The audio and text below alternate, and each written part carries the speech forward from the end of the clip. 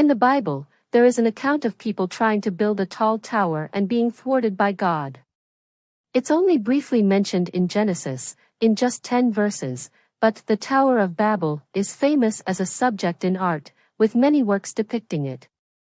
This time, I'd like to examine what happened in the city called Babel based on the brief description in the Bible. After Noah's flood, Noah's family each had descendants. Noah had 3 sons, Shem, Ham, and Japheth. Ham's second son was Cush, who had Nimrod. Nimrod became the first ruler on earth. He became a mighty hunter before the Lord. That is why it is said, like Nimrod, a mighty hunter before the Lord. His kingdom began with Babel, Erech, Akkad, and Calneh, in the land of Shinar. He ruled over many nations, and each was a great city. In the land of Shinar, they all spoke the same language. They said to each other, "Come, let's make bricks and bake them thoroughly."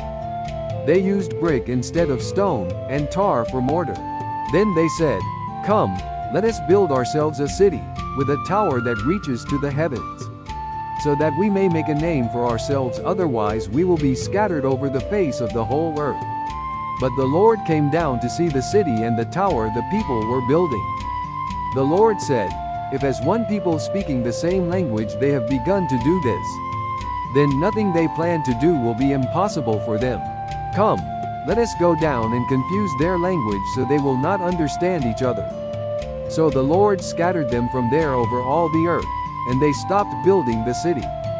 That is why it was called Babel, because there the Lord confused the language of the whole world. The people who settled in Shinar spoke the same language and were not God-fearing. It seems that until then, there was only the language spoken by God. Above is a summary of the events that occurred in the city of Babel as written in the Bible. It is believed that the existence of many languages today is all due to this account in Genesis. Now, let's consider what this incident at Babel is indicating.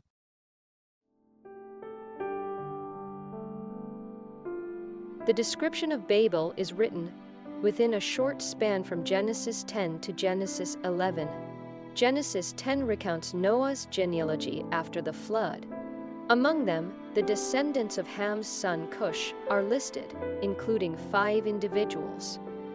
However, it is mentioned separately that Cush also fathered Nimrod. Despite already listing the children of Cush, Nimrod is singled out, further described as the first ruler on earth. The term ruler can imply various meanings, including dictator, king, or landlord. Nimrod is also described as a mighty hunter, suggesting he rose to power through exceptional hunting skills. It is noted that he had a kingdom and resided in Shinar. While Nimrod's name does not appear in chapter 11, many scholars believe that since the events occurred in Shinar, it's logical to assume that Nimrod, the ruler of that region, ordered the construction of the tower. However, some scholars interpret the absence of Nimrod's name in chapter 11, coupled with the mention that the people moved from the east and settled in Shinar, as suggesting that some time had passed since Nimrod's era and the events of chapter 11. The construction of not only the tower, but also the city was considered. However, aiming for a tower whose top reaches to heaven seems to be a much more challenging task than building a city, suggesting it as the primary objective. Additionally, the presence of materials such as bricks and tar, which require human processing, is mentioned. In Exodus, there is a description of making bricks by mixing straw without baking them, indicating that in Mesopotamia, 1,000 years before Moses' time in Egypt, baked bricks were used. Did they intend to demonstrate that human technology surpassed divine wisdom? Alternatively, the use of asphalt may have been for waterproofing, suggesting that Nimrod, a descendant of Noah, wanted to build a tower with height and strength to withstand any future floods. Furthermore, the phrase, "reach to the heavens," evokes the words of the angel in Isaiah, I will ascend to the tops of the clouds, I will make myself like the Most High. In any case, there are hints of an attitude to ignore the existence of God, to create a kingdom ruled only by themselves, and even to try to stand shoulder to shoulder with God. There are various theories, but one factor is said to be their attempt to settle in one place, despite God's command to fill the earth. It is written in the Bible that God came down to see the tower. At this stage, the tower was probably already completed. So the tower, which boasted of reaching to the heavens, was likely not reaching the heavens at all, requiring God to come down to see it. Thus, the act of building a tall tower itself does not seem to be the issue. In modern times, Dubai's Burj Khalifa is the world's tallest building at 828 meters. The second tallest is Japan's Tokyo Skytree, standing at 634 meters. Even with current technology, constructing a tower taller than 1,000 meters would be quite challenging. However, God did not come down to see the Burj Khalifa being built, nor did any significant judgment occur.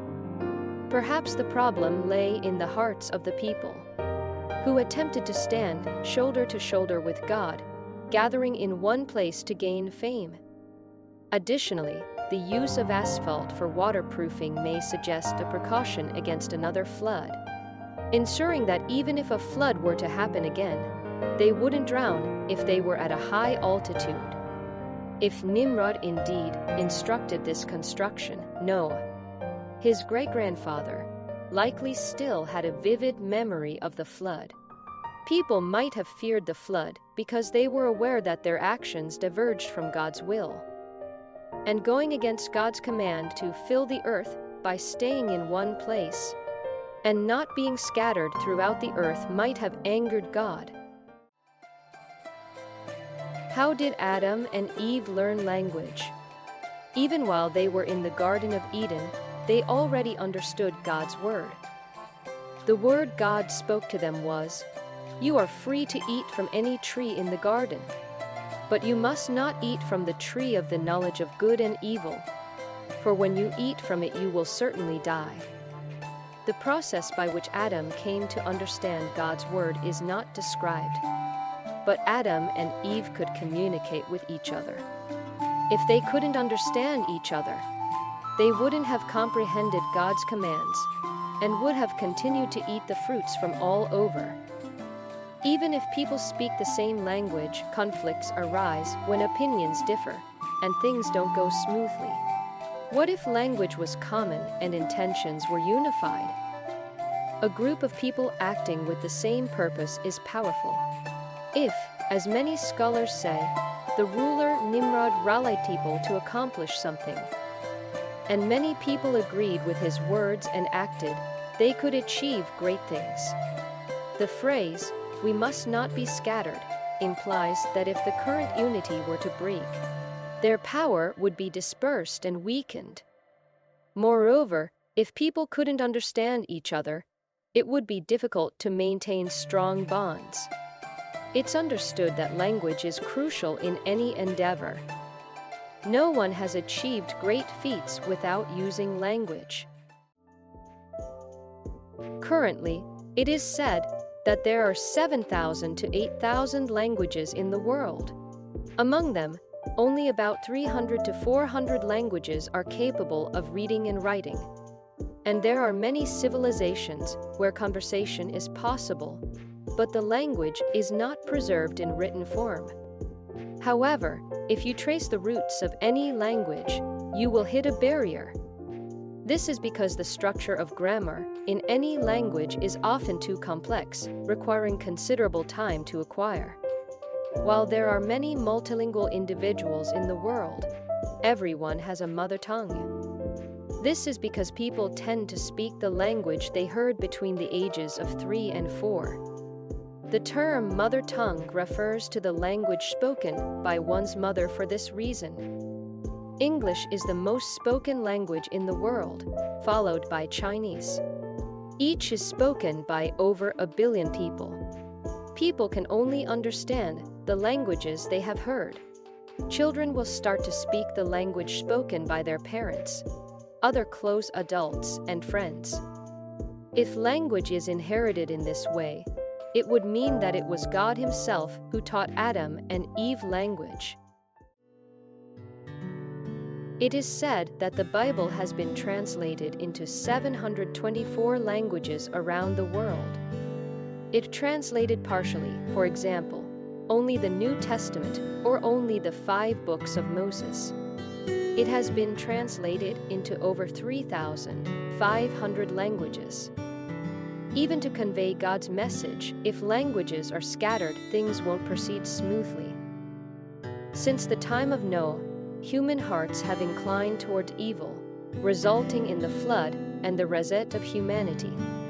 However, in the time of Noah's descendants, human hearts began to incline towards evil again, and they attempted to build a tower reaching high into the heavens. Since God had promised Noah, "Never again will I flood the earth," they were not destroyed by a flood. Instead, this time, God confused the language of the people. From this point on, a new history of humanity began. Each scattered family was to raise their children with the language that God had confused. Linguistics has not discovered the first language of humanity.